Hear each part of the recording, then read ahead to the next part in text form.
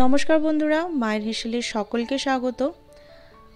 এঁচোড় আমরা বাড়িতে বিভিন্ন রকম ভাবে রান্না করে থাকি, আমিষ নিরামিষ। আজকের আপনাদের সঙ্গে শেয়ার করব এঁচোড় চিংড়ি। এঁচোড় চিংড়ি এই সিজনে বাড়িতে আমি এই প্রথম বানালাম। এইভাবে বাড়িতে যদি এঁচোড় চিংড়ি রান্না করেন তবে তার স্বাদ হবে অনুষ্ঠান বাড়ির মতো। অনুষ্ঠান বাড়ির মতো আমি কিভাবে এঁচোড় চিংড়িটা রান্না করেছি সেটাই আপনাদের সঙ্গে শেয়ার করব।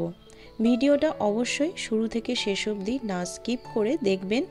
আর সব সময়ের জন্য বলে রাখি, আমার চ্যানেলের যারা নতুন বন্ধু তাদেরকে অনুরোধ করব চ্যানেলটাকে সাবস্ক্রাইব করে পাশে থাকার জন্য। তো কথা না বাড়িয়ে চলুন রান্নাটা শুরু করি। এখানে নিয়ে নিয়েছি প্রথমে এঁচোড়।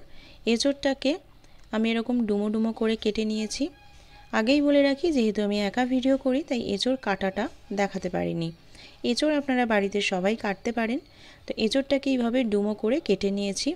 কেটে নিয়ে এঁচোড়টাকে আমি ভাপাতে দেবো। আর এঁচোড়ের সঙ্গে দেব আলু। আলুটাকে বেশ বড় বড় করে এইভাবে কেটে নিয়েছি। আপনারা চাইলে ছোট করেও কাটতে পারেন। আর যেটা মেন উপকরণ, চিংড়ি।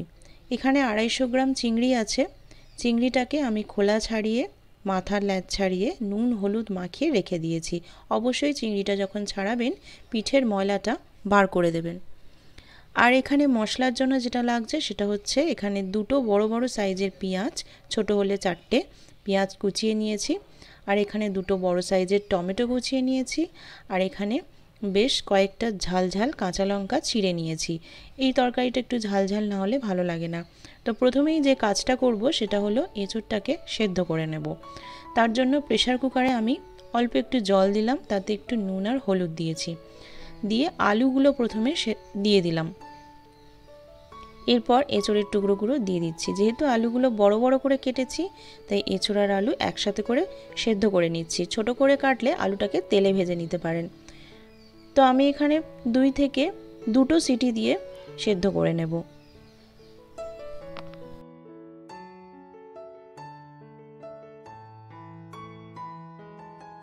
তো ওদিকে প্রেসারে ওটা সেদ্ধ হতে থাক, এদিকে আমি কড়াই বসিয়ে দিয়ে তাতে দিয়ে দিলাম বেশ খানিকটা সর্ষের তেল। সর্ষের তেলটা গরম হয়ে গেলে আমি প্রথমেই চিংড়িগুলো ভেজে নেব।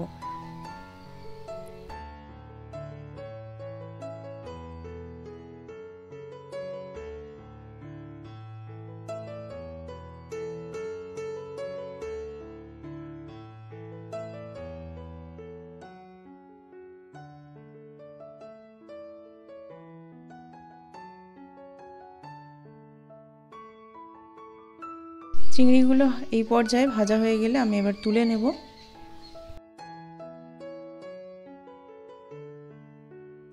আরও কিছুটা তেল আমি অ্যাড করে দিলাম। এই রান্নাটা একটু বেশি তেলে না হলে খেতে ভালো লাগে না। ওই তেলটা গরম হয়ে গেলে ওর মধ্যে দিয়ে দিলাম 1 চামচ মতো 5 ফোড়ন আর একটা তেজপাতা। 5 ফোড়ন আর তেজপাতাটা একটু ভাজা ভাজা হবে, সুন্দর একটা গন্ধ ছাড়বে। সেই সময় কুচনো পেঁয়াজগুলো অ্যাড করে দেব। কুচনো পেঁয়াজগুলো দিয়ে একটু ভেজে নেব।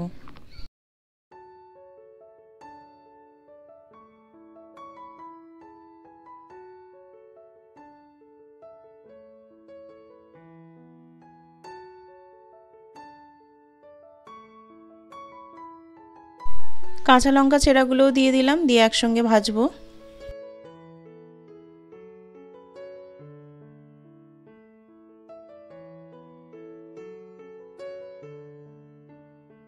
এখানে 2 থেকে 3 কোয়া মতো রসুন থেতো করে দিয়েছি। বেশি রসুন আমি এখানে ব্যবহার করিনি। 2 কি 3 কোয়া মতো রসুন শিলে থেতো করে দিয়েছি। আর এখানে টমেটো কুচিটা দিয়ে দিলাম। দিয়ে পেঁয়াজ আর টমেটো একসঙ্গে খুব ভালো করে ভেজে নেব। সামান্য একটু নুনও দিয়ে দিয়েছিলাম যাতে পেঁয়াজ টমেটো দুটোই একসঙ্গে নরম হয়ে যায়। পেঁয়াজ টমেটোটা অনেকটাই গলে গেছে দেখুন। এইবারে আমি একে একে সব মশলাগুলো অ্যাড করে দেবো। দিয়ে দিলাম পরিমাণ মতো নুন, পরিমাণ মতো হলুদ।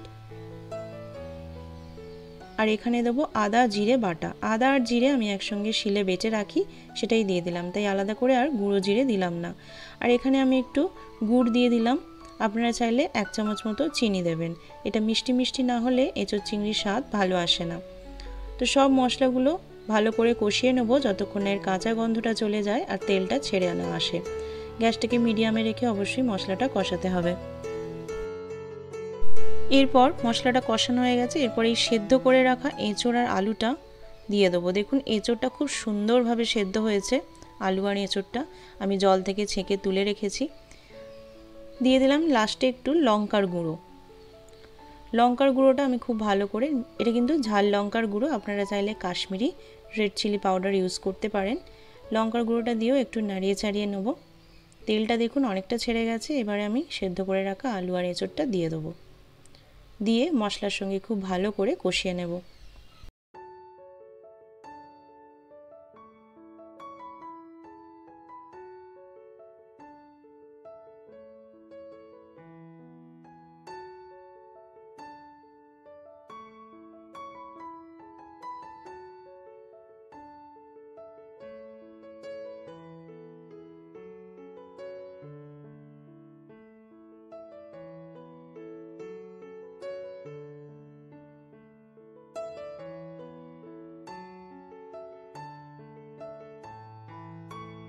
তো এঁচোড় আর আলুটা খুব ভালো করে কষানো হয়ে গেছে, সমস্ত মশলা মিশে গেছে। এবারে আমি ওই মশলা ধোয়া জলটাও দিয়ে দিলাম সাইড থেকে, আরও একটু জল আমি অ্যাড করে দিলাম। বেশি জল দেওয়ার দরকার নেই, কারণ অলরেডি আমার আগে থেকে আলু এঁচোড়টা সেদ্ধ করা আছে। তাও একটু গ্রেভি গ্রেভি আনার জন্য জলটা একটু অ্যাড করতে হবে। এঁচোড় চিংড়ি শুকনো শুকনো ভালো লাগে না, একটুখানি গ্রেভি থাকলে খেতে ভালো লাগে। তো জলটা দিয়ে খুব ভালো করে আমি একটু তলা থেকে খুন্তিটা নাড়িয়ে সমস্ত মশলাটা মিশিয়ে দিচ্ছি। এরপর আমি ভাজা চিংড়িগুলো উপর থেকে ছড়িয়ে দিলাম, দিয়ে চিংড়িগুলো একটুখানি দিয়ে নাড়িয়ে নিলাম খুন্তি দিয়ে। ঝোলের মধ্যে চিংড়িগুলো দিয়ে ঢুকিয়ে দিলাম যাতে ফ্লেভারটা খুব ভালো করে ঝোলের সাথে মিশে যায়। এবার উপর থেকে আমি ঢাকনা চাপা দিয়ে দিলাম 5 মিনিটের জন্য। 5 মিনিট পরে আমি ঢাকনাটা খুলে দিয়েছি। ঝোলটা ফুটে গেছে, খুব সুন্দর একটা গন্ধও বেরিয়েছে চিংড়ি মাছ ভাজার। আমি আবার একটু খুন্তি দিয়ে নাড়িয়ে দিচ্ছি।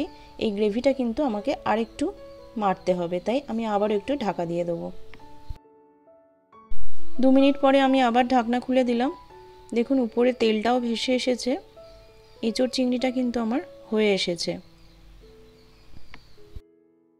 তো ঝোলটা ফুটে উঠেছে। আমি সবার শেষে গোটা গরম মশলা একটু শুকনো খোলায় নেড়ে শিলে ক্রাশ করে রেখেছিলাম, সেটাই উপর থেকে ছড়িয়ে দিলাম। এতে এর গন্ধটা ভীষণ ভালো আসে, ফ্লেভারটাও খুব ভালো আসে। তো একটু খুন্তি দিয়ে নাড়িয়ে নিয়ে 2 মিনিটের জন্য একটু ঢাকা দিয়ে রেখে দেবো, যাতে গরম মশলার গন্ধটা খুব ভালো করে গ্রেভির সাথে মিশে যায়। 2 মিনিট ঢাকা দিয়ে রেখেছিলাম। দেখুন এঁচোড় চিংড়ি আমার একদম রেডি। গ্যাসটা অফ করে দিয়েছি। এবার আমি একটা পাত্রে এটা সার্ভ করে নেব। খুব সুন্দর একটা ফ্লেভার বেরিয়েছে। দেখেই বুঝতে পারছেন যে এঁচোড় চিংড়িটা কতটা সুন্দর দেখতে হয়েছে, আর তেমনই সুন্দর কিন্তু খেতে হয়েছিল। বাড়িতে যদি এইভাবে এঁচোড় চিংড়ি বানান, পুরো অনুষ্ঠান বাড়ির মতোই কিন্তু খেতে লাগবে। বানাতেও দেখলেন কতটা সময় সাপেক্ষ লাগলো, আর বানানোও কিন্তু ভীষণ ইজি। তো বাড়িতে এরকম এঁচোড় চিংড়ি বানিয়ে গরম গরম ভাতের সঙ্গে চেটেপুটে খান। আমার এই ভিডিওটা যদি ভালো লেগে থাকে অবশ্যই করে একটা লাইক, কমেন্ট, শেয়ার করে দেবেন। কেমন লাগলো অবশ্যই কিন্তু কমেন্টের মাধ্যমে জানাবেন। আর সাবস্ক্রাইব করতে ভুলবেন না। পাশে থাকা বেল আইকনটা অবশ্যই টিপে দেবেন, যাতে পরবর্তীকালে এরকম আরও রেসিপির নোটিফিকেশন আপনাদের ফোনে চলে যায়। ডেসক্রিপশন বক্সে আমি আরও অনেক রেসিপির লিঙ্ক দিয়ে দেবো, আপনারা দেখে নেবেন। তো আজকের এই পর্যন্ত। ভালো থাকবেন, সুস্থ থাকবেন, টাটা।